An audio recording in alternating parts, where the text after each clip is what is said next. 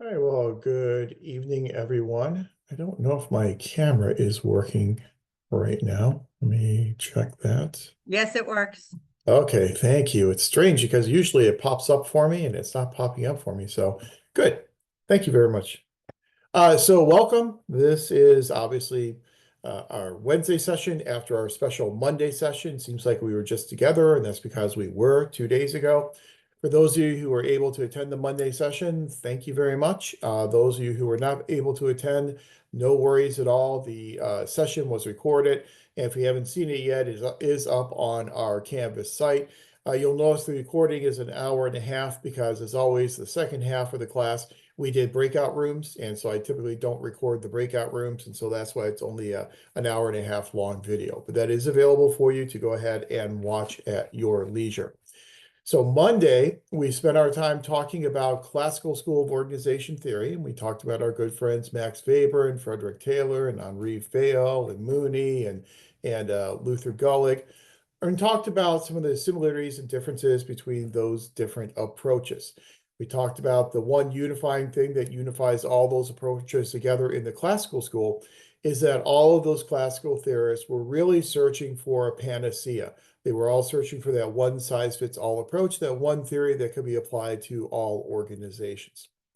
Also, the other unifying theme is that their primary focus was on the organization, using a very macro level focus to studying an organization. So the whole goal was to achieve the goals of the organization. We then found a few nuanced differences between our classical theorists. We said that Weber focused on structure, Taylor focused on work processes, Fayol, Mooney, and Gulick, all part of this principles approach, all focus on establishing the uniform principles that could then be taught to our managers to make our organizations efficient and effective. So that classical school obviously is where we start with our discussion of the evolution of organization theory. And we also talked about some of the criticisms associated with the classical school, things such as it was dehumanizing to individual employees, overlooked the social elements, the social dynamics that go on within our organizations. And they are basically very simplistic types of approaches to how we can make our organizations more effective and more efficient. Because of those criticisms, as we know, it's really those criticisms that drove the evolution of the organization theory literature forward. Because based upon those criticisms, that's where we then have the creation of these new schools of thought. And so tonight we're going to turn our attention to what we call our neoclassical schools, our newer schools that were all generated as rejoinders to the classical school and meant to try and rectify some of these problems that were recognized as being endemic to the classical school. So for our neoclassical schools tonight, the two schools that we're going to focus on, human relations theory and human resource management. So human relations school and the human resource management school. And again, you probably remember some of these from 500 and maybe some of your previous coursework in the program. But what we're going to do is add on some extra details and really show why these theories became popularized, and then also recognize some of the limitations that even these neoclassical theories have limitations, and the recognition of those limitations, that is then what led to the development of new theories and new schools of thought. So we know, as of our discussion last Monday, that many of the classical theories had these flaws, and many of these flaws were deemed as being fatal flaws. Scientific management was especially prone to these fatal flaws, especially the fatal flaws that revolved around how we were treating individual employees. So we dehumanize individual employees when we overlook their wants, needs, and desires, when we overlook the social dynamics and their social needs within the organization. We are obviously not going to get a complete picture of how we should be managing and running our organizations.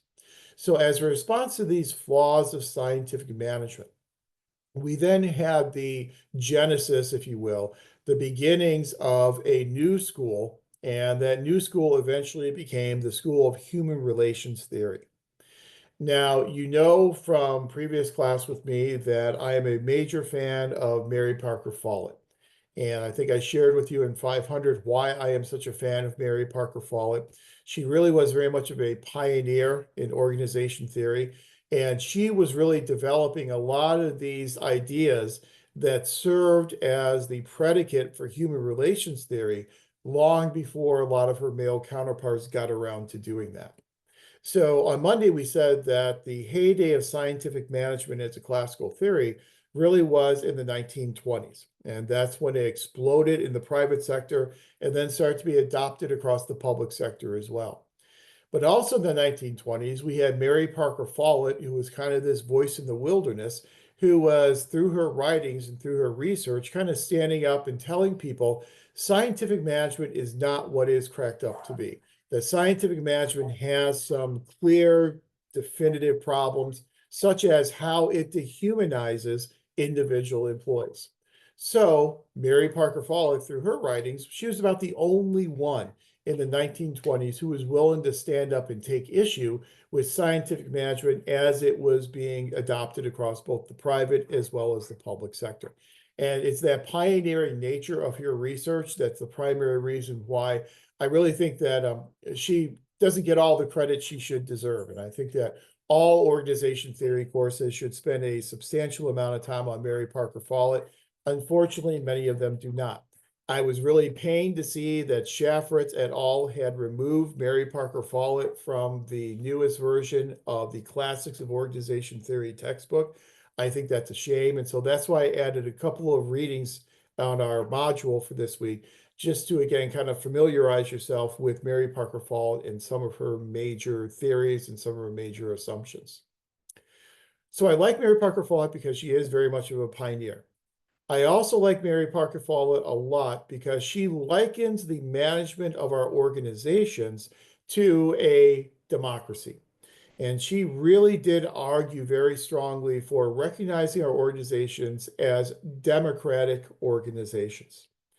So when she, and this is kind of puts her in line a little bit with Henri Fail. Remember on Monday, we said Henri Fail, one of his great contributions is to remind us that management is just one activity that we engage in as we are governing our organization. And if we focus on governing our organization, then we can see all the different component parts of how to govern the organization, whether it be management skills, whether it be technical activities, whether it be commercial activities, whether it be accounting activities, and so on and so on. And she's kind of similar there in that she says we need to focus on how we are governing our organizations. So kind of writ large, a more holistic view of an organization. But specifically, she says we need to govern our organizations as democratic institutions. But before we can do that, we have to recognize that even though we live in a democracy, and you certainly can make the argument that we're not in a pure democracy, we're in a democratic republic, in that we do have some vestiges of a direct democracy where people can actually participate in making their own decisions and voting directly on policies. We have that here in California with initiatives and referenda, but we're also largely a Republican form of government where we elect people to go to Washington and Sacramento and Long Beach in order to make decisions for us. But as a democratic republic, we do have these democratic elements, and we oftentimes extol the virtues of being a democracy. Historically, whenever the US has gone around the world and has provided foreign aid to other governments, they've oftentimes done it under the premise that by providing this foreign aid, they can then foster the development of democratic forms of government in those countries. That if they did not provide this foreign aid, then it would create a void in the international system. That void would then be filled with nations such as China or Russia or other nations that did not have a democracy, and then they would end up promoting their form of government, whereby we want to see a democracy promoted. So we oftentimes extol the virtues of a democracy. And Mary Parker Follett also extolled the virtues of a democracy. She would not tell us that we needed to run our organizations as democratic organizations if she did not inherently believe in a lot of the virtues of a democracy. But she was also a realist, and she realized that democracies do have some fundamental inherent flaws. Those two fundamental flaws, as we talked about previously, particularized interest and passivity among citizens. And if you remember, she said with particularized interests. In a democracy, you are going to have the ability of people to form different types of groups. Each of those groups will have their own vested interests and their own types of things that they are trying to accomplish. What James Madison referred to as factions, what we oftentimes refer to colloquially today as interest groups. So each of these groups, each of these factions have their own particularized interests that they are trying to promote. Obviously, their interests of this group may not align with the interests of another group. And so whenever you have these interests coming into meeting up with each other, you have the creation of conflict. And so we know that particularized interests will result in conflict. That conflict sometimes makes it difficult for us to kind of gravitate around one approach to solving issues and solving problems. So just because we have this, what Madison would call a compound republic, means we're going to have these factions and we're going to have this type of conflict. If we cannot manage that conflict effectively, that is going to be a fundamental flaw of a representative democracy.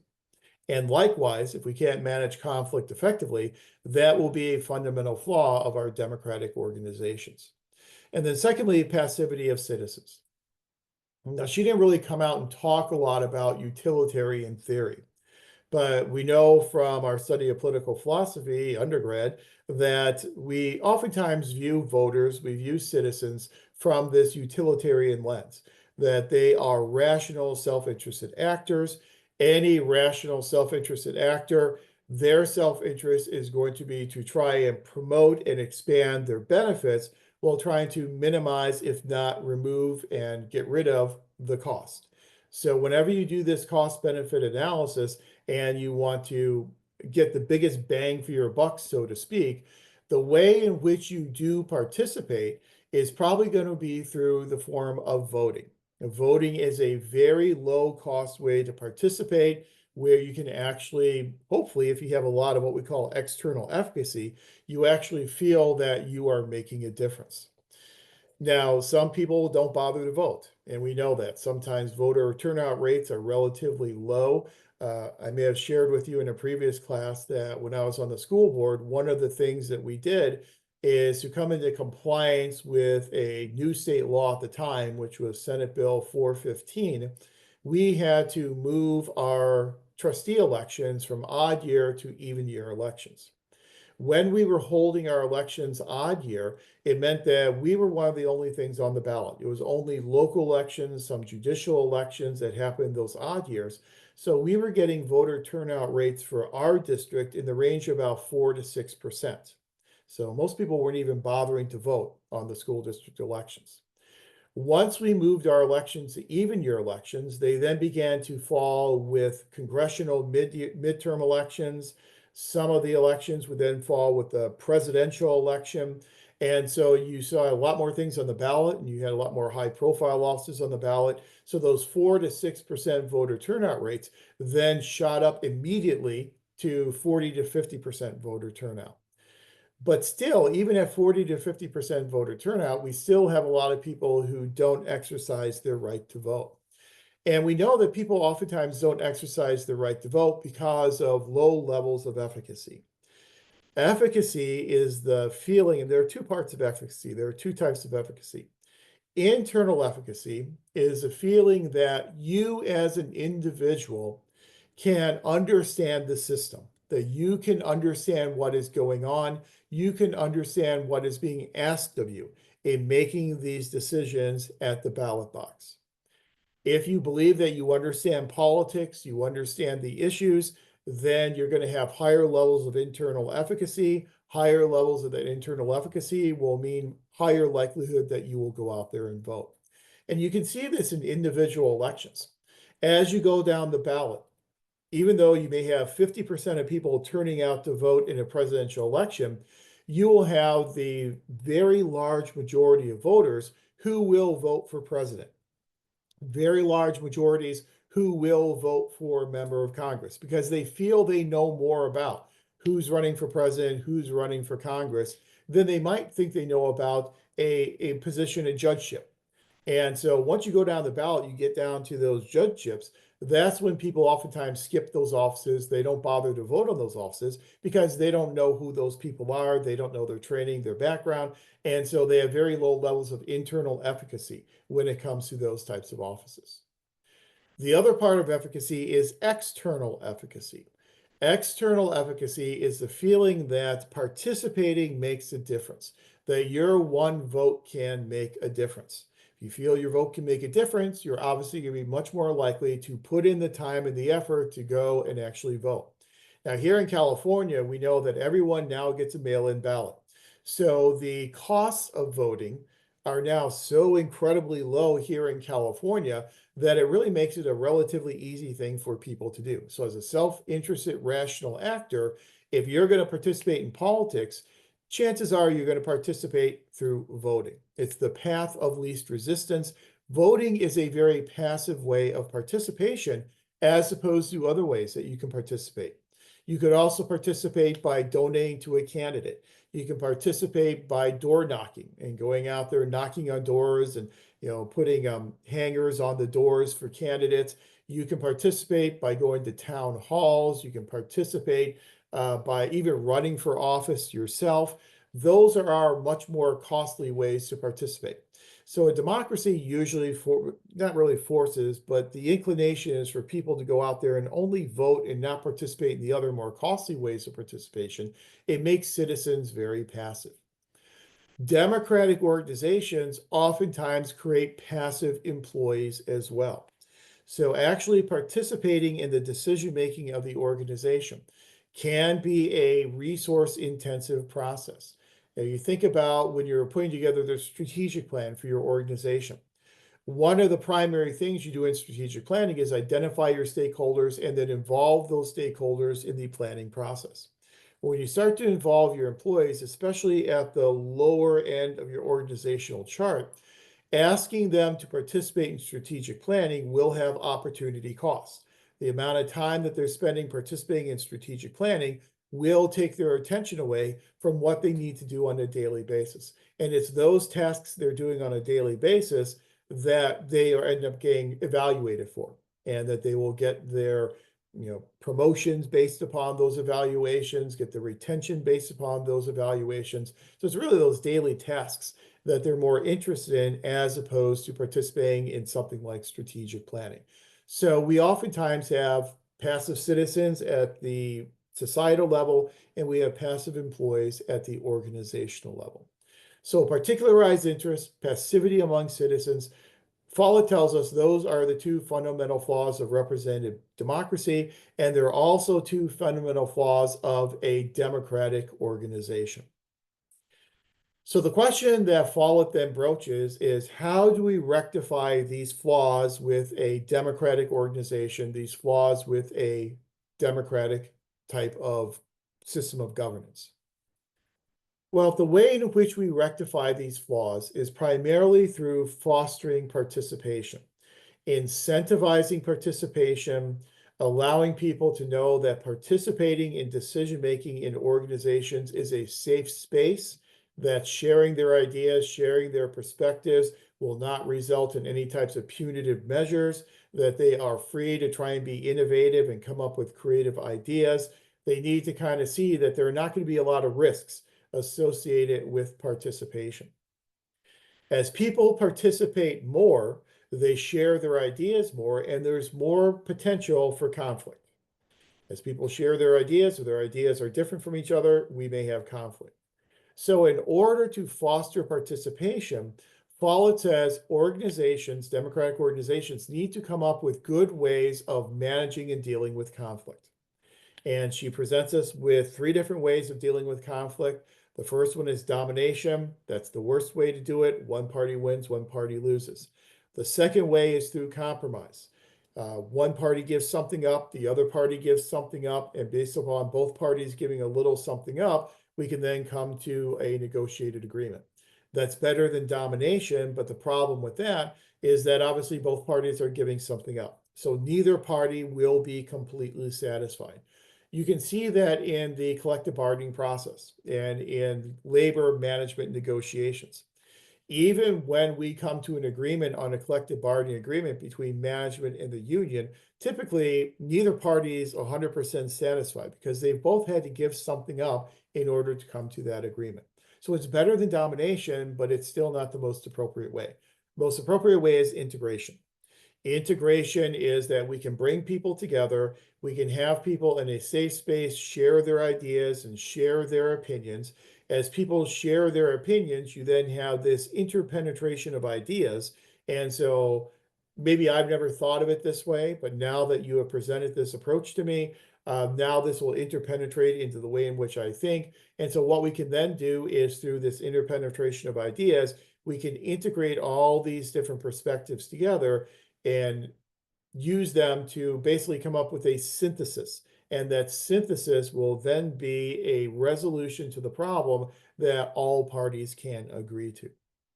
It is a bit Pollyanna-ish in a lot of our organizations to say that we can get 100% agreement from 100% of our employees all the time. But I think this is kind of the ideal that Follett wants us to work toward in our organizations.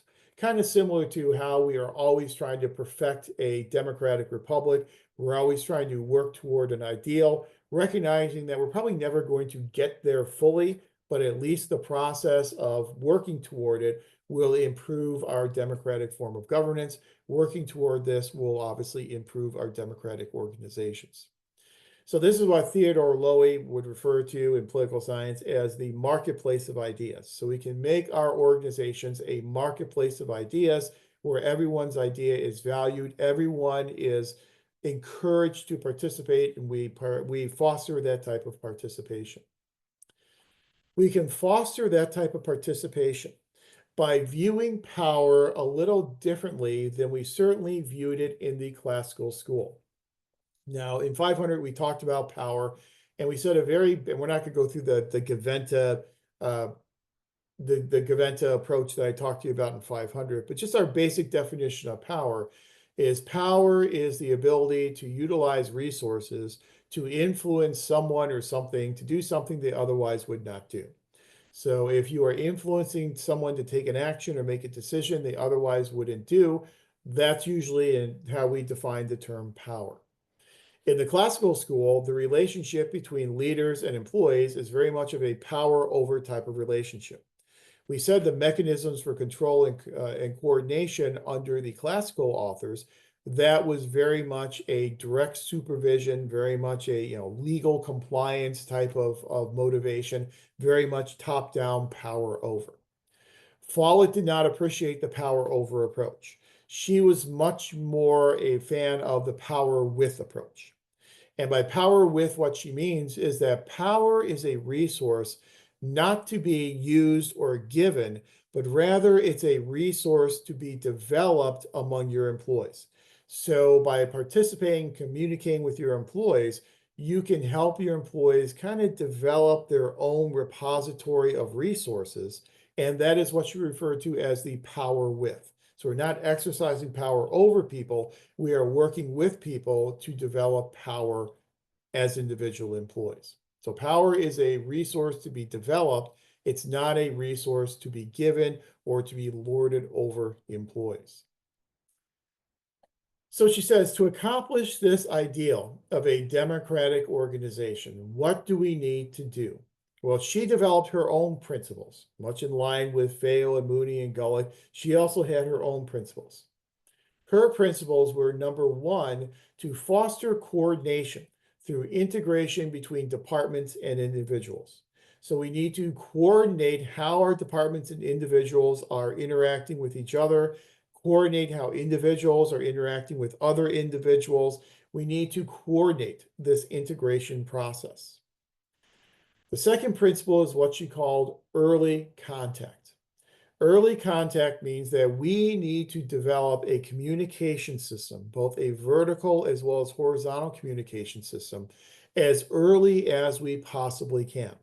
So if you are a new leader coming into an organization, one of your primary jobs, and really your initial job, is to survey the current communication system and develop a communication system that will afford people the opportunity to participate in discussions and decision making. And what we'll talk about in a couple minutes as mutual adjustment. That's the mutual adjustment way of coordinating the work of our organizations. And we need to do it early on. Third, we need to take into account all perspectives. And so this is where we want to avoid groupthink. And I'm sure you're familiar with groupthink. You may have seen groupthink in your organizations. Groupthink is where you have a group of individuals who try and shut down any ideas that run counter to the ideas of the group, very much not really paying much attention to or really valuing other opinions that run counter to the opinions of the group. Well, that's what you want to avoid here in principle number 3. You want to take all perspectives into account. Once you do that, that allows for that interpenetration of ideas, and only through that can you have this integration where you can get a majority of people to agree to whatever decision is being made. And the fourth principle is the recognition that coordination like this is dynamic in nature. Again, this runs straight counter to the whole idea in the classical school of the one-size-fits-all approach. It depends upon your situation. So some strategies you use to foster participation and encourage this coordination will work in one situation. It may not work in another situation. So an example could be if you have you've had a lot of turnover in your organization. So you've had to go out there and you've had to do a lot of hiring. Not that a lot of organizations are doing hiring now, but you had to go out there and do hiring. You brought in and onboarded a lot of new employees. Well, those new employees are probably not very familiar with the organization's culture. They really haven't been assimilated into the organization yet. And so you're going to have your work cut out for you in trying to coordinate their activities with more senior members of the organization that have been there for a while. So how you do that type of coordination is going to be different. You may have to do that through mentoring programs. And so you establish a mentoring program between your more senior employees and your newer employees. That could be a method that you use for coordination. If you have a very senior workforce, you haven't done a whole lot of hiring recently, they've been in the organization for a while, they're enmeshed within the organization culture, a mentoring program probably is not going to be all that useful for you in terms of being a strategy to use for coordination. So coordination is very dynamic and it depends upon the situation in which we find ourselves. So this kind of moves forward a little bit more away from the classical theorists.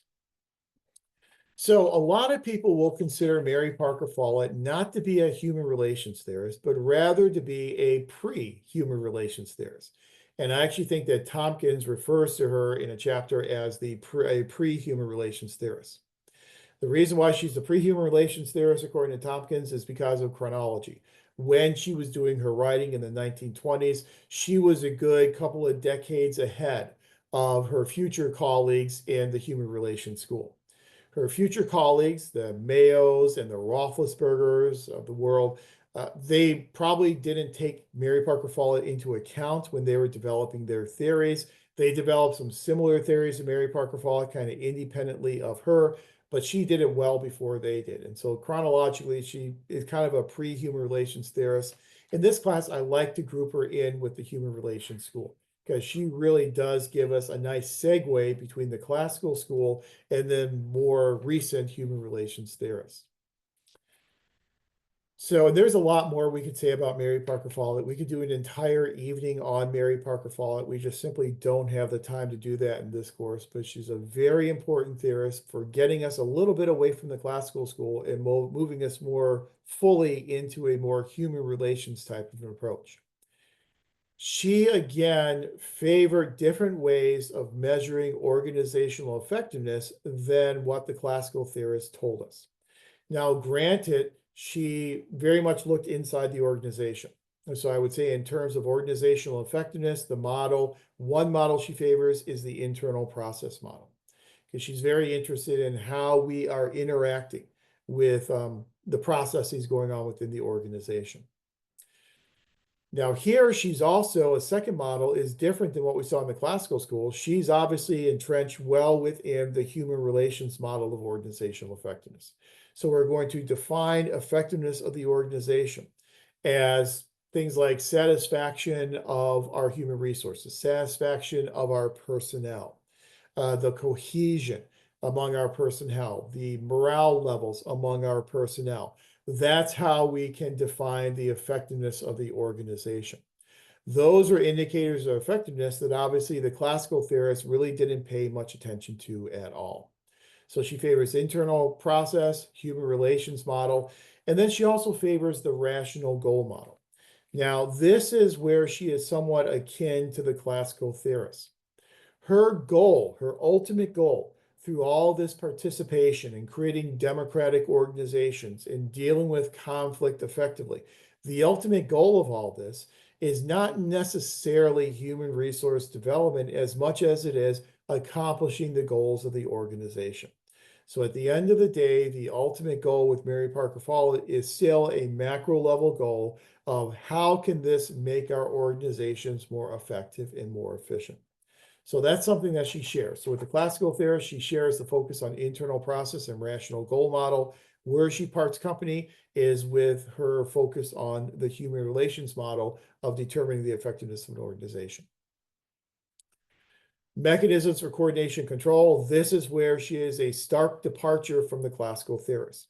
Instead of focusing on direct supervision, instead of focusing on standardization of worker skills and standardization of worker outputs, she focuses on what's called mutual adjustment.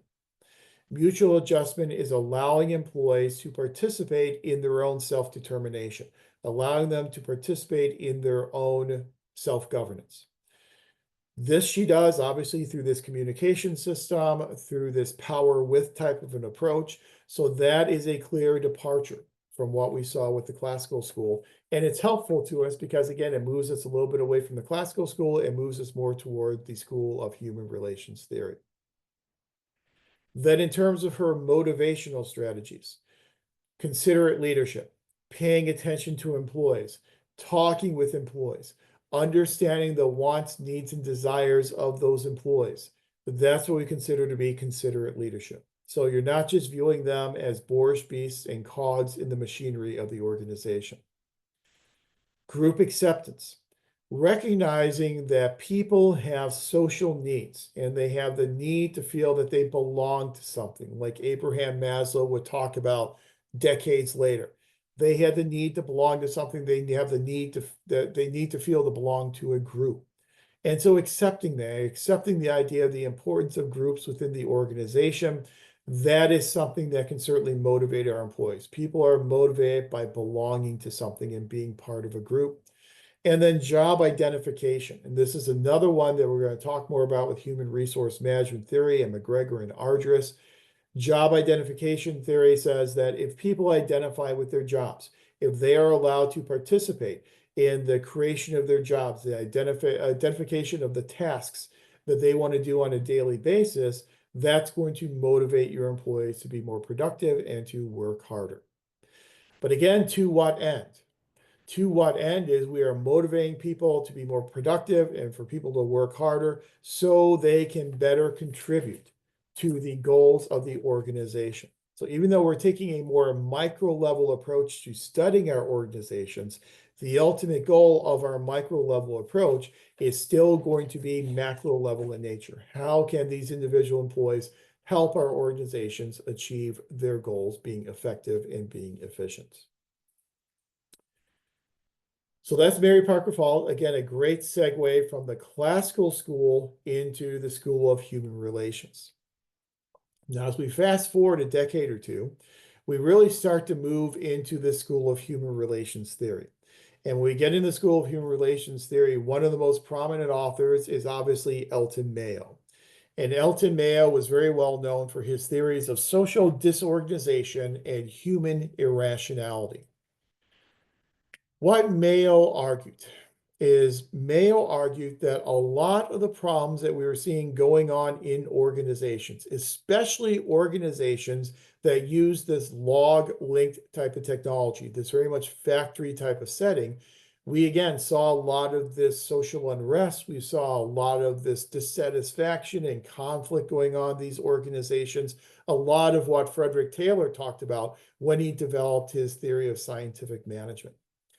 But coming from a more psychological perspective, Mayo wanted to understand why we have these levels of social disorganization within our organizations.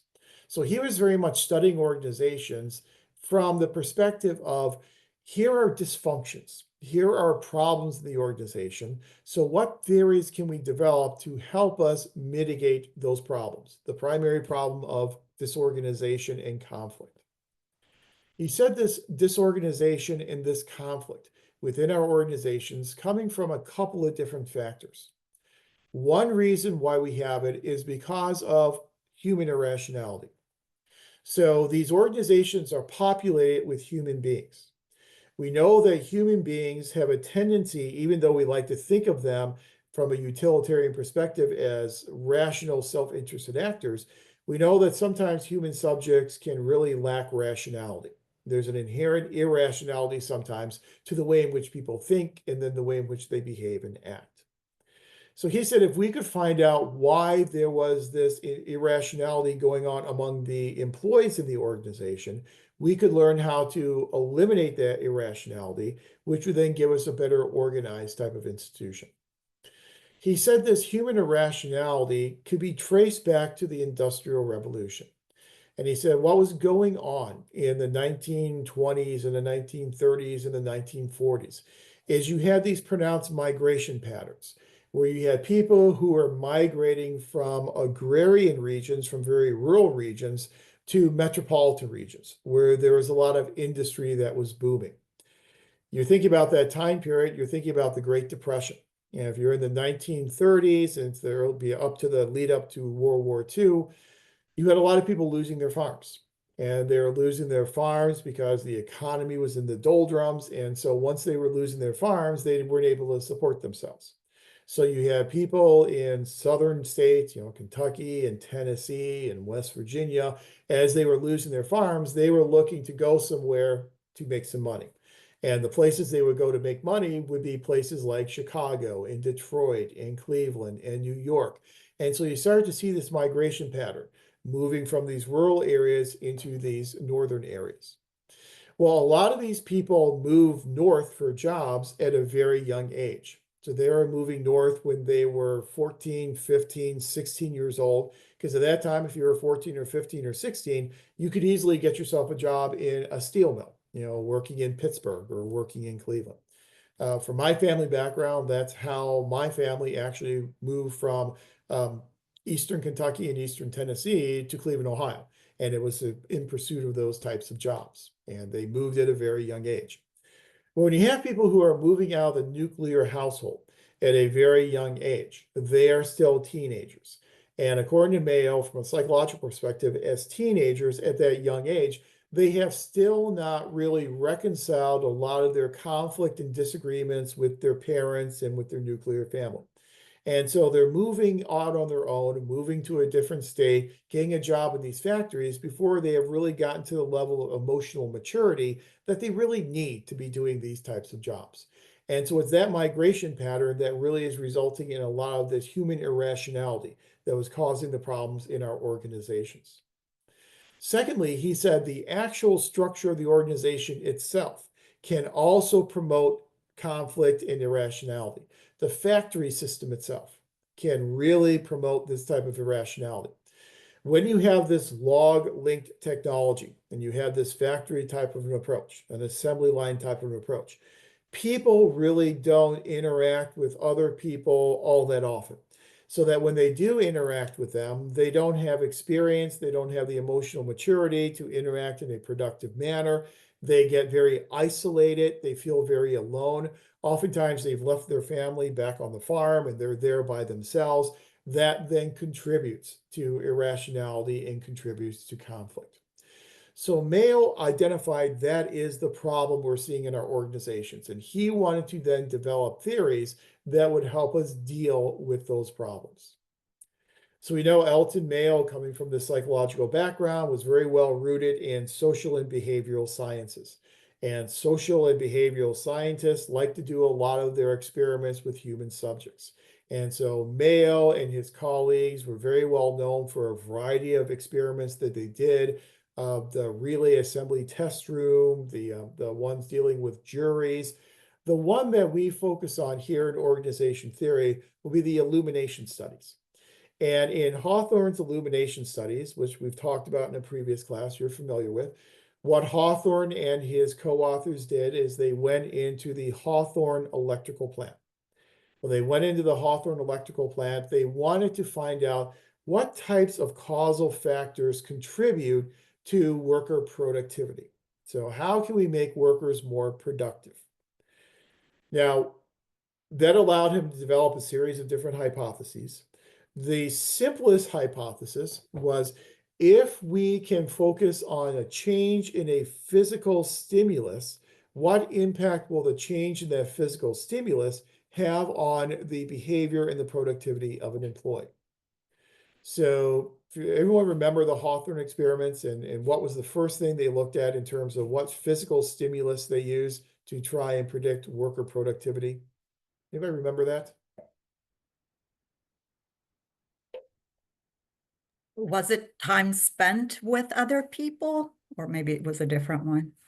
No, you're right. That was the conclusion of the study is that, if we can pay attention to people and we can spend time with people, that is the true predictor of productivity. And that's those social aspects are the aspects that will help us make people more productive, make people have less conflict with each other. That was kind of the solution that he arrived at. Because a lot of the physical stimulus, the physical stimuli just did not work the way in which he thought it would.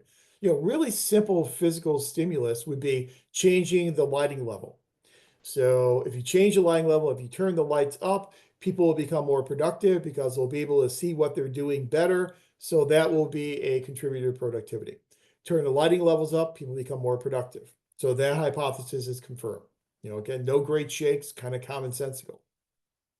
The opposite of that would be, well, if we turn the lighting level down, then people should become less productive because they won't be able to see as well. So they then turn the lighting level down, people continue to become more productive. It wasn't the physical stimulus of the lighting level, but like you said, it was more the social dynamic. We were talking to people. We were asking them about their jobs. We were asking about how satisfied they were. If there's anything the organization could do to make them more satisfied and make them happier in their positions. We were paying attention to people. We were recognizing the social aspects of the electrical plant. And so that is a big departure from the classical theorists. Classical theorists didn't care much at all about those social aspects. Here, Mayo is presenting to us, we have to remember that an organization is a social environment and that human beings are human beings. They have these social needs that need to be met. He also recognized the importance of group dynamics. And so they placed people in groups to see if group productivity levels would be higher than individual productivity levels. Now, typically, when we put people together into groups, overall, group productivity does tend to be higher than individual productivity, just because when people are working together in a group, that group has a collective of all the skills and abilities of every member of that group. So in theory, the collection of skills in the group will exceed the skill level for an individual person. So naturally, we would think groups might be a little bit more productive. However, they found that groups were far more productive. And it wasn't just the collective of skills in that group, it was, again, the social dynamic. That if a member of the group was not pulling their weight, and a member of the group was making the rest of the group look bad by doing what Frederick Taylor would call soldiering and just doing enough to get by, obviously the other members of the group will then exert pressure on that person to get that person to work harder to help make the group look better by having the group be more productive. So we also have to recognize it's a social environment. It's a social environment that is comprised of groups, not only formal groups that the organization creates, but also informal groups that employees will create among themselves. So that contribution of the idea of the social environment is the primary contribution that we get from Elton Mayo, and that really is very much at the heart of the School of Human Relations theory, the recognition that organizations are social environments. as social environments, we need to start paying attention to the micro level approach to studying organizations. Now we need to start paying attention to those individual employees, their social needs. We need to start paying attention to those groups of employees and how they interact with each other. We now have that social component that we didn't have in the classical school. So a student of Alta Mayo was a person by the name of Fritz Roethlisberger. And Fritz Roethlisberger took what Mayo came up with and kind of formed it into a new discipline. So Roethlisberger argues we need a new discipline focusing on human interactions, focusing on how our individual human employees are interacting with each other. He said this new discipline that focuses on human interactions needs to, number one, focus on communication problems. And here he's talking about focusing on communication problems both horizontally as well as vertically. So we have to understand what are some of the obstacles and the impediments to effective communication between employees on the horizontal level, as well as what are the impediments to effective communication vertically between leaders and managers and employees. So both horizontal as well as vertical communication problems, focus on those problems and how to resolve those problems. If we don't have a good communication system in place, there's no way for us to know what the emotional and social needs of our employees are. Secondly, this new discipline of human interaction needs to focus on the importance of gaining cooperation. And this kind of leads us into another human relations theorist in a minute, Chester Barnard. But effective managers and leaders are only effective if they are able to get the cooperation on the part of their employees. So if you want an employee to do something in a certain way, the classical theorist would tell us you tell them to do it like that. And if they don't do it that way, you pull them out, you throw them away, and you replace them with someone else. Well, just from a economic perspective, removing employees and replacing them is very cost and resource intensive. If you're always hiring people, you have to do orientations, you have to onboard them, go through the recruitment process. It's a very, very expensive process. So organizations oftentimes want to retain their employees. So you're not going to just get rid of someone. You have to cooperate with that individual. You have to find out why they're not doing what they're supposed to do. Do they have the requisite skills in order to do it? If not, then you have to provide them with training and development opportunities, maybe mentoring opportunities, maybe expository role modeling on the part of the leader or the manager. But you have to cooperate with these employees, because if you don't get the cooperation of these employees, you're not going to achieve your goals as an organization. Then the third part of this new discipline focusing on human interactions is a focus on maintaining individual and organizational equilibrium through change. So he recognized that there is a balance that needs to be struck within an organization, a balance between individuals and the organization, the wants of the individual and the goals of the organization. And you achieve this balance then through cooperation, and you understand how to foster cooperation through developing a good, effective communication system. So Roethlisberger's big contribution to human relations theory is to take what Mayo came up with, kind of the raw results of Mayo, and then formulate those raw results into an actual discipline, focusing on those three factors. I think that's a pretty nice microcosm of what we are trying to do in the School of Human Relations Theory. We recognize with Mayo as well as with Roethlisberger that, again, organizations are social systems. And that was their primary rejoinder to the classical school, is that the classical theorists did not recognize that. We recognize the social dynamics and dimensions of the organization. We recognize that there are, yes, formal components, like Weber tells us with the organization chart, and Taylor tells us with the one best way to do the job. There are these formal elements, but we also have to recognize alongside that, there are also these informal elements, such as the need for belonging, the psychological needs, as well as the informal groups that develop within our organization. So now, as a result of the human relations theorists, organizations are now being seen as social systems. And they are social systems that are predicated upon the acquiescence and the compliance of employees. That we no longer can just tell them, do this and expect them to do it. If we are going to be effective as leaders and managers, we're going to be effective as an organization, we need to get their compliance. And that's what then brings us to a third human relations theorist, Chester Barnard. And Chester Barnard is one who we talk about a lot in public administration. We'll talk about Chester Barnard again next week when we talk about closed natural systems theory. Here in this context, Chester Barnard makes the argument to us that we as effective leaders need to lead through compliance.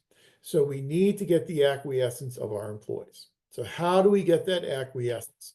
We get that acquiescence through developing transactional relationships. So this would be very much what we call transactional leadership. So we develop these transactional relationships with our employees. The relationship with each different employee will involve different types of transactions. So the transactions will be the organization, the leader provides incentives to the employee to then get contributions from that employee. So in order to be effective, we need to get employees to agree to provide us with contributions we need as an organization. So the contributions employees can give to an organization are myriad. So they could give contributions such as their amount of time, their amount of effort, their loyalty. Those are all contributions that we can get from our employees, and we need those types of contributions. We may need different contributions at different points in time, but to get those contributions, we are going to have to provide our employees with selective incentives, incentives that they place a value upon. And later on in the class, we'll talk about Vroom's expectancy theory. And it's another one of my favorite theories, Vroom's expectancy theory. And Vroom, in his expectancy theory, Victor Vroom, makes the argument that employees will decide how much effort they are going to put forth when they are faced with certain types of rewards.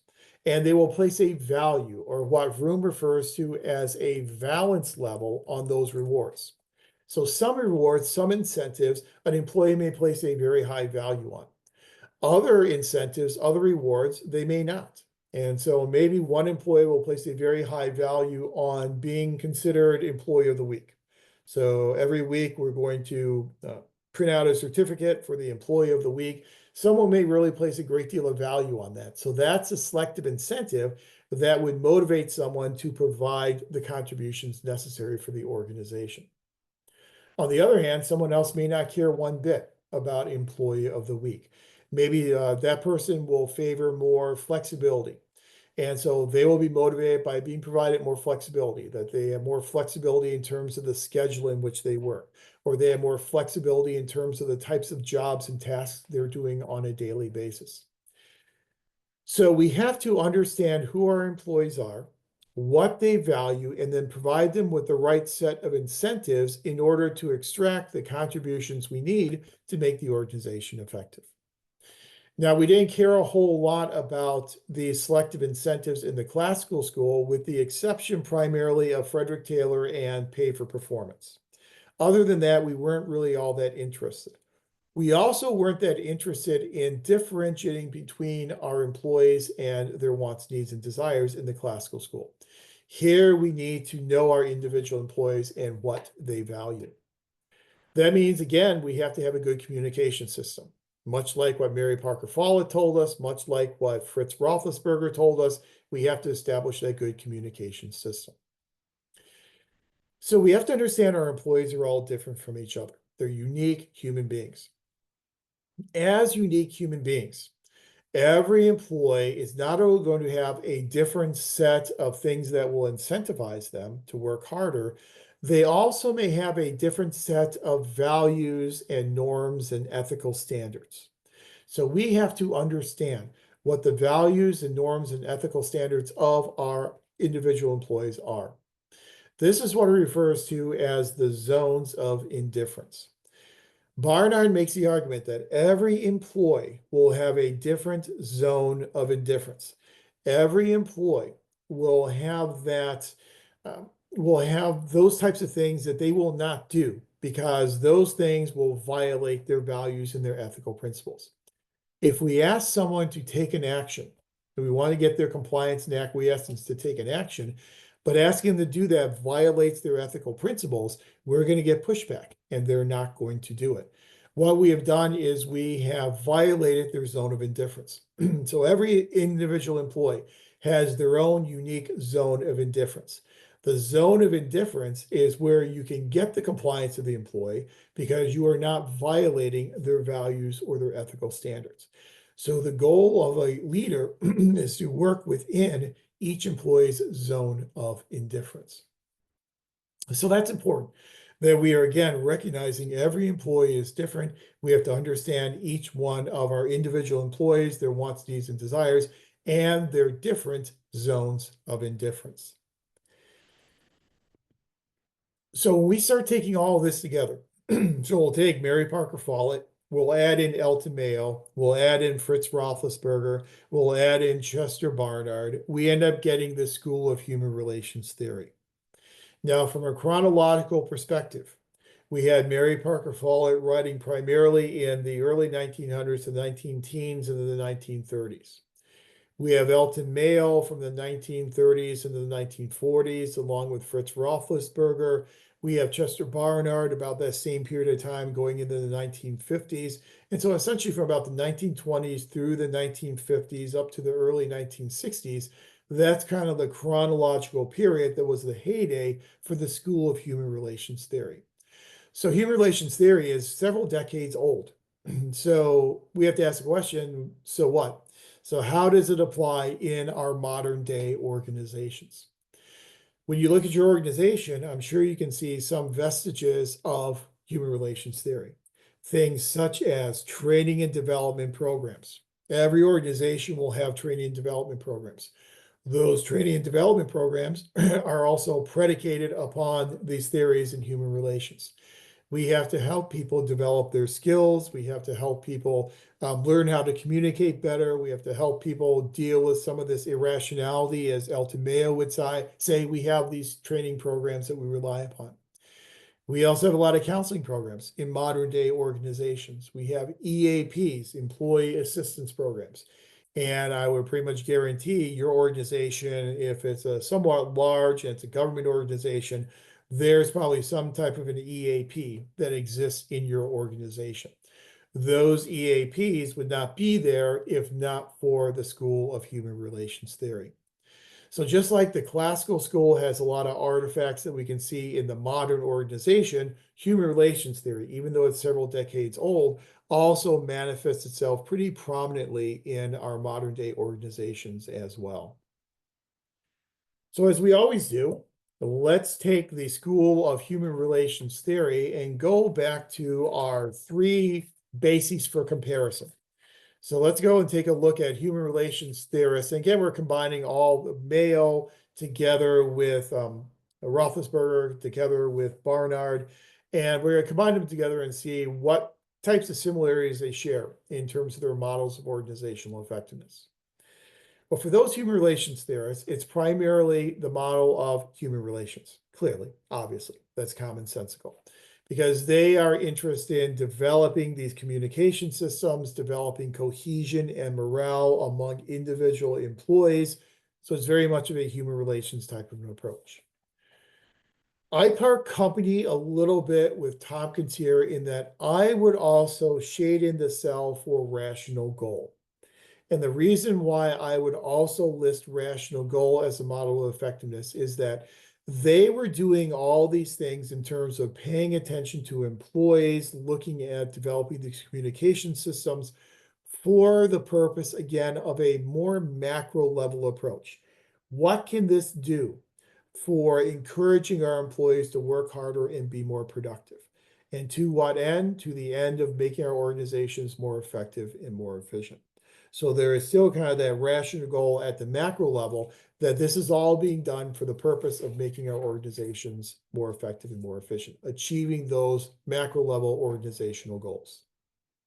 And at times I will part company with Tompkins, and that's another way in which I part company with him. In terms of our 6 mechanisms for coordination and control, direct supervision, there's still a lot of direct supervision here. I would argue that there is a little bit more mutual adjustment as well. So I would shade in both mutual adjustment as well as direct supervision, maybe a little bit more direct supervision just because we are still doing this to try and achieve the goals of the organization. Our motivational strategies, clearly considerate leadership and group acceptance.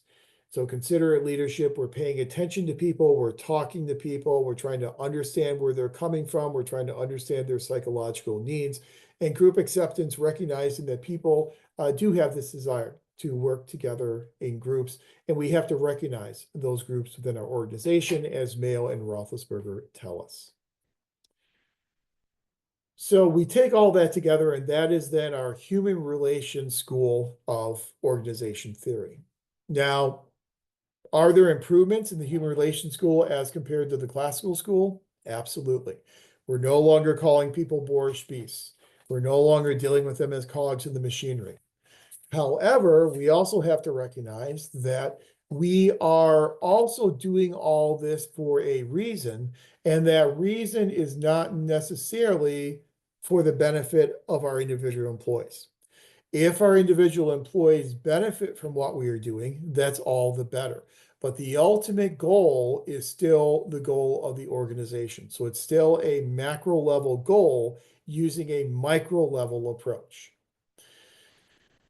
A lot of critics of human relations theory, and many of those critics are in the human resource management school, people like Douglas McGregor. Their criticisms were along those lines, and McGregor and others would argue that actually human relations theory, such as what we heard from Chester Barnard especially, it is exploitative, that we are not really providing a lot of rationale for why we are exercising this social control over employees outside of just it helps the organization. We're not really paying a lot of attention to how we are developing individual employees as human resources. And with all of our schools in organization theory, we know that new schools rise up based upon critiques of the preceding school. And so those critiques then led us to a new school, which is the School of Human Resource Management, sometimes just referred to as the School of Human Resources. So human resource management theory really starts to grow up in the 1950s with people like Maslow and people like McGregor throughout the 60s and 70s and all on until today. We still see a lot of human resource management focus, not only in the literature, but also in our modern day organizations. So let's talk a little about human resource management theory as a school. We've already drawn some distinctions between this school and the preceding school of human relations theory, but let's talk about, just highlight a few of the major theorists who we typically consider to be human resource management theorists. And you've covered these before, so we can go through these relatively quickly. Abraham Maslow. You all are familiar with Abraham Maslow. If not, your undergraduate psychology courses, you're familiar with him in our discussion, brief discussion in 500.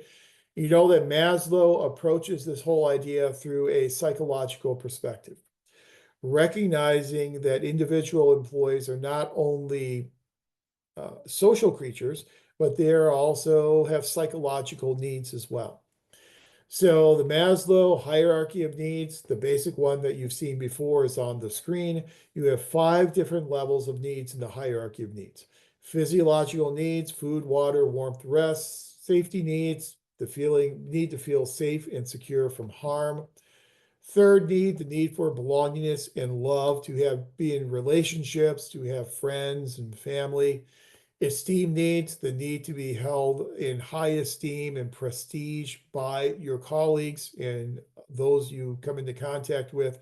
And then the apex of the hierarchy of needs is obviously self-actualization, the ability to achieve one's full potential, to be the best that one can be.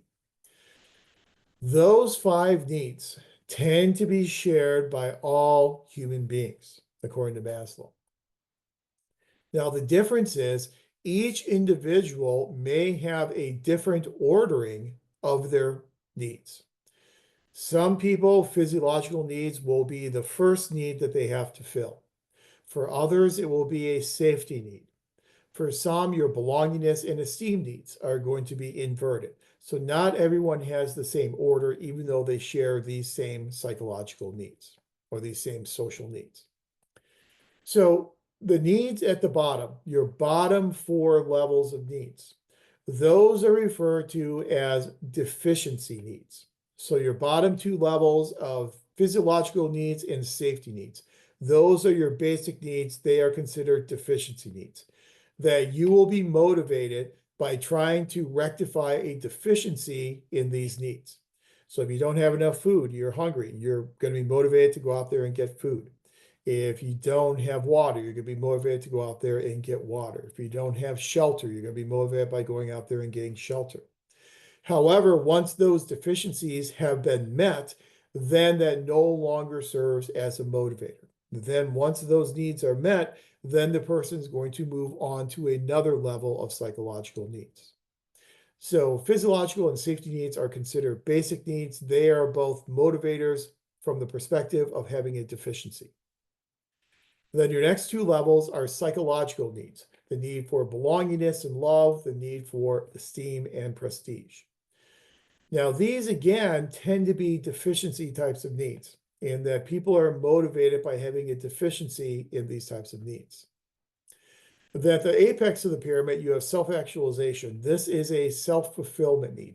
This is no longer a deficiency-based need. It is a growth-based need, meaning that you're not motivated by having a deficiency in your need for self-actualization, but rather you are motivated by the desire to grow, the desire to self-actualize, the desire to become all that you can be.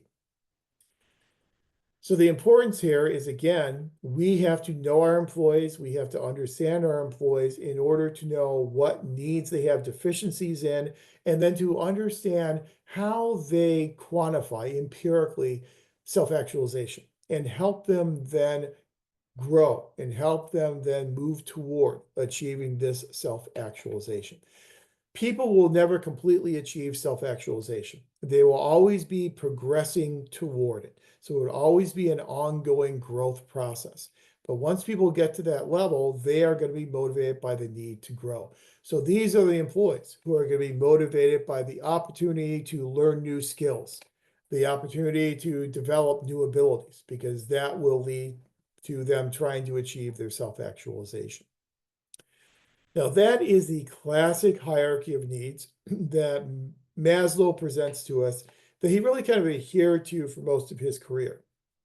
Very late in his career and very late in his life, he made some substantial changes to his hierarchy of needs. One of the primary changes he made was to that apex need of self-actualization.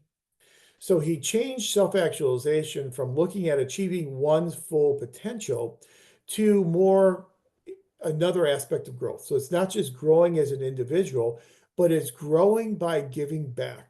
And so that self-actualization then became kind of leaving a legacy. So it became a legacy need. So what are you doing for your community? How are you giving back to your community? What type of legacy are you leaving behind you? And that kind of became the apex of the hierarchy of needs later in his life. So there's kind of this classic approach, and then there's the more modern approach of having this kind of legacy need up there at the top of your hierarchy. But the big so what question is, Maslow is telling us we need to understand who our employees are, and we need to understand what they need and basically what level of emotional maturity they are at, and then treat them accordingly.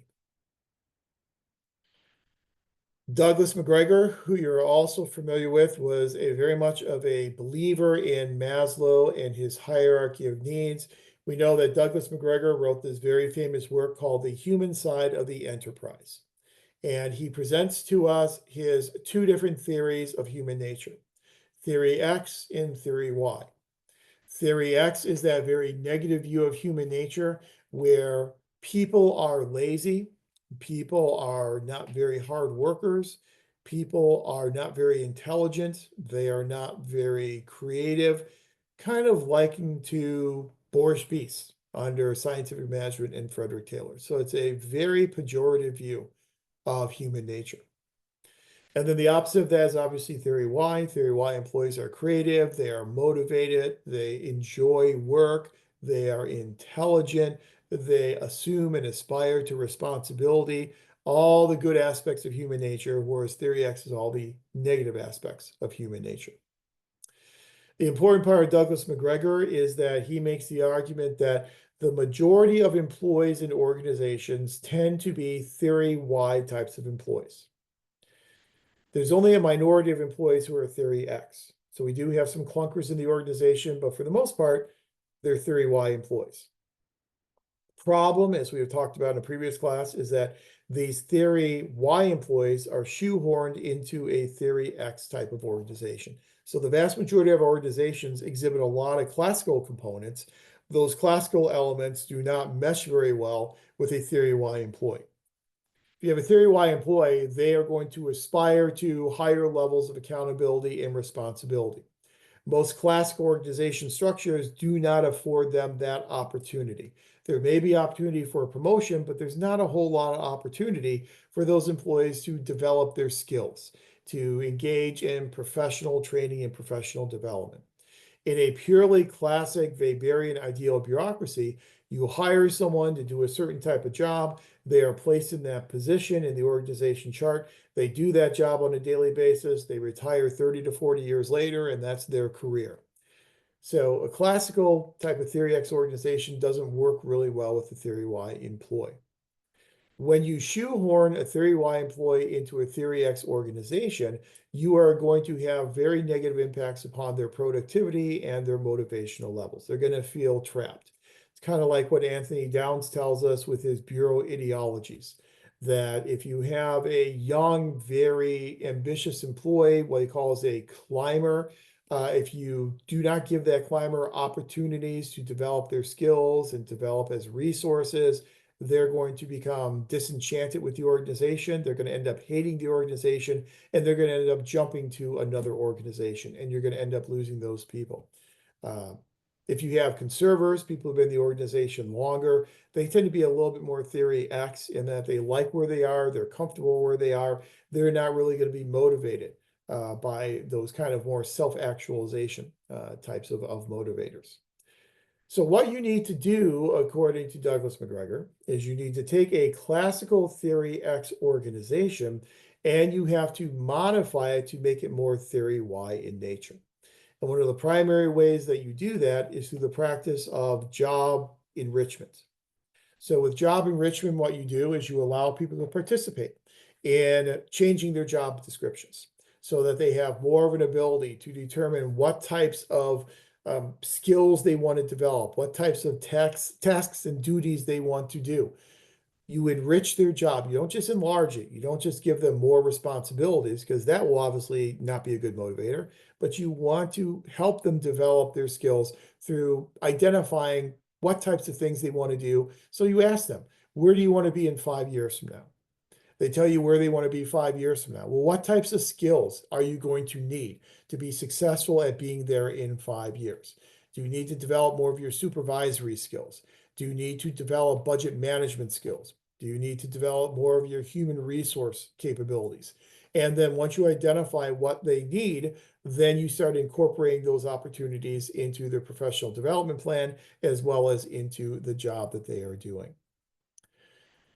So that's the number one way that we can take a classic Theory X organization, transform it into a Theory Y organization, so the organization better matches the type of employee who's working within that organization.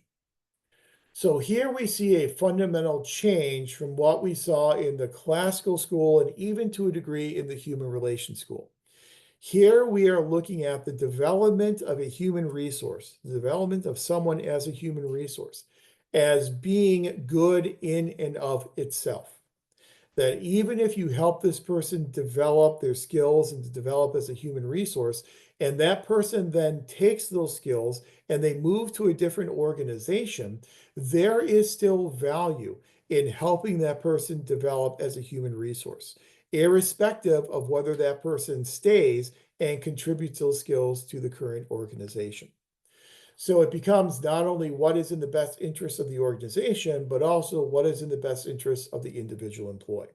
So it's no longer what can the individual do for the organization, it becomes what can the organization do for the individual employee. And Chris Argyris was literally a student of Douglas McGregor. And so he took McGregor's theories and he expanded upon them. And so Chris Argyris kind of takes McGregor's theories and brings them into the 1990s and 2000s, and so kind of modernizes them. And so when Argyris took this idea of a theory Y employee and how we can, as an organization, make our organizations more theory Y to better fit the needs of theory Y employees, he develops his personality theories, sometimes referred to as his personal growth theories. So Argyris argues that as people mature, they oftentimes go through a maturation process. And as they go through this maturation process of personal growth, this process is marked by the following. Number one is people develop their emotional maturity. They also increase their needs for activism. They become more active in the environment around them. They want to participate more in their community. They want to participate more in maybe some nonprofit groups that are giving back to the community. So they become much more active. They also want to increase their independence. So they no longer want to be micromanaged. They don't want this direct supervision. They want more mutual adjustment. It's going to be the mutual adjustment that motivates them as opposed to the direct supervision. They develop the ability to behave in multiple different ways. So it's not just, well, I've learned how to do this and this is the way in which I do it. They now have developed different ways in which to behave, different ways in which to define problems, and different ways in which to react to solve those problems. So they become very kind of multifaceted in the way in which they respond to things. They develop much deepening interest. So they become interested in things that they were not interested in before. They again will become much more interested in the welfare of their community and those around them. So it's not just about what I can get out of this job, but it becomes more about what can I give back and what can this organization do to make the community better. They take on a much longer time perspective. So it's not just what am I going to do tomorrow and how does this affect what I'm going to do tomorrow, but it also becomes what's going to happen 5 years from now, what's going to happen 10 years from now. And they really develop a very long time perspective. They begin to aspire to superordinate positions. So they do want to take on more accountability and take on more responsibility. They seek out those superordinate as opposed to just being in subordinate types of positions. You again need to provide them with opportunities to move into those superordinate positions. If they don't have those opportunities, then they are obviously not going to be very happy in the organization. In another class that I do, we were doing presentations, and each student was doing a presentation on their organization. It was a different type of thing than we do here in this class, but they were doing a presentation on their organization. And what struck me is one of the people who got up there and they gave this very passionate presentation about their organization and all the great things the organization does. And then on the last slide, they had the picture of their last day at work a couple of years ago. And the question was asked, well, you love the organization so much, what you love what the organization does, why did you leave? And she said, there was no opportunity for me to move into any higher position. I was topped out. They told me I could not go into any higher position. I couldn't move into the leadership position that I wanted to move into. So I had to move organizations. Even though I love this organization, I moved to a different organization that provided me with that path into that leadership position.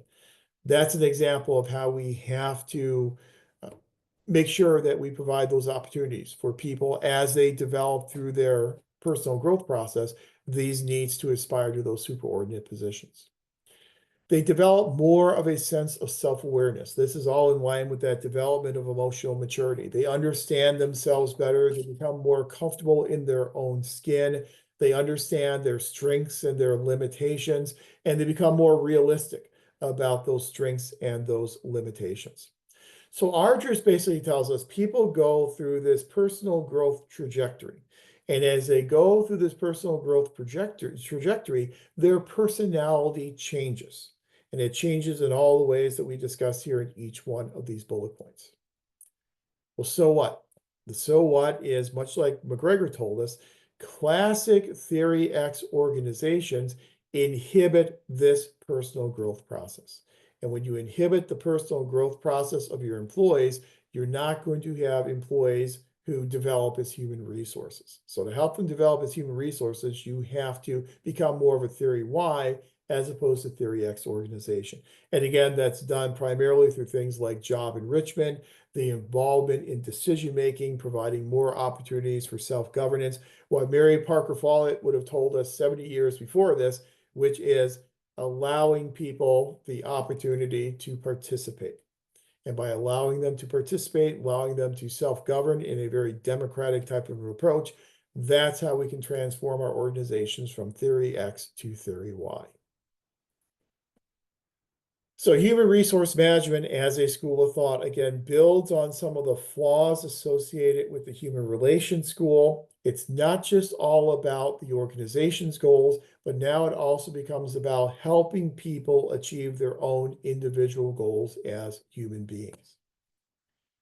So in terms of the models of organizational effectiveness with human resource management, we again have a human relations model, because clearly we are trying to work with individual employees, develop cohesion, develop morale. Here, though, the more of the emphasis is on human resource development than it was under the human relations approach. So here we really do, as a standalone goal, want to help people develop as human resources. Our focus is still internal to the organization. So we're still not that concerned about the open system type of approach, the external environment. We are very much looking at the internal system. Now, certainly there are some influences from the external environment.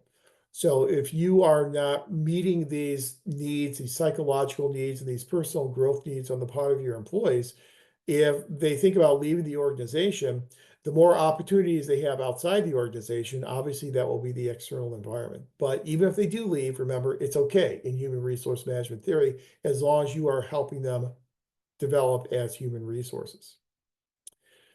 The goal becomes a little bit different here. And so the goal is duality. It's not just the goal of the organization at a micro level, but now it's also the goal of the individual employee at a micro level. Clearly, in terms of the mechanisms for control and coordination, it's mutual adjustment. So we are allowing people to participate, we're allowing people to self-govern, allowing people to self-determine, much more of a mutual adjustment approach, much less of that direct supervision type of control mechanism. And then in terms of our motivations, methods for motivation, clearly job identification, we've talked about that. In job identification, you are enriching the job, allowing people to develop their own position descriptions, to identify the types of skills that they want to develop, and providing them with those professional development opportunities that they really do value.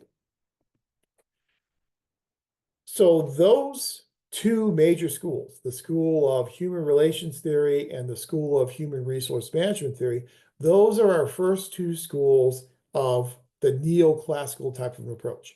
The schools that were developed as responses to the flaws associated with the classical school of organization theory.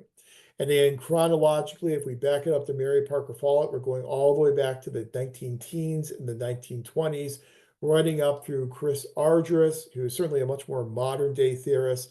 I don't remember when he passed away, but he was writing all the way into the 2000s, I believe. So really spans several decades and is still alive and well with us today. That's why we have offices of human resources. That's why we have these employee assistance programs and these very robust training programs that we offer to our employees in the public sector.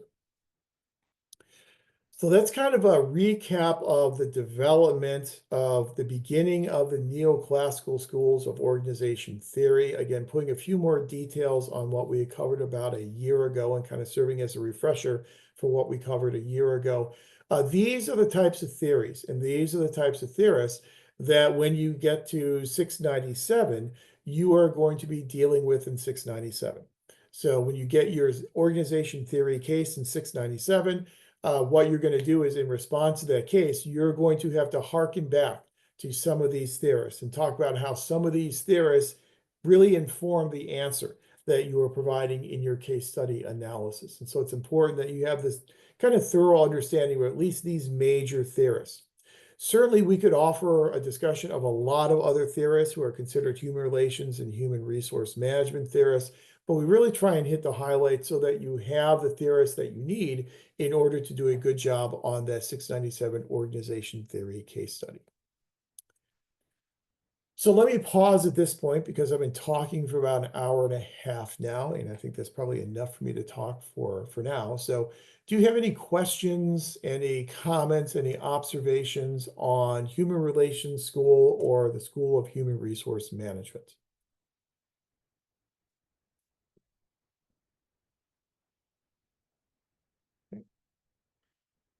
If not, then we have come to the point in the class where we are moving into the lab element, which means we're going to take this information that we've already covered in the first half, and we are going to find that nexus with our organizations and apply it directly to what's going on within our organizations. But before we do that, I think it's high time that we take a break tonight. So it's 7:25. So let's take a break until 7:40. Come back at 7:40 and I'll create our breakout rooms and talk you through what each room will be doing. Then we'll spend about 40 minutes in the breakout rooms working on this exercise, reconvene as the class, have each room share out, and then I think we'll call it a night. So come on back at 7:40 and we'll get into our breakout rooms.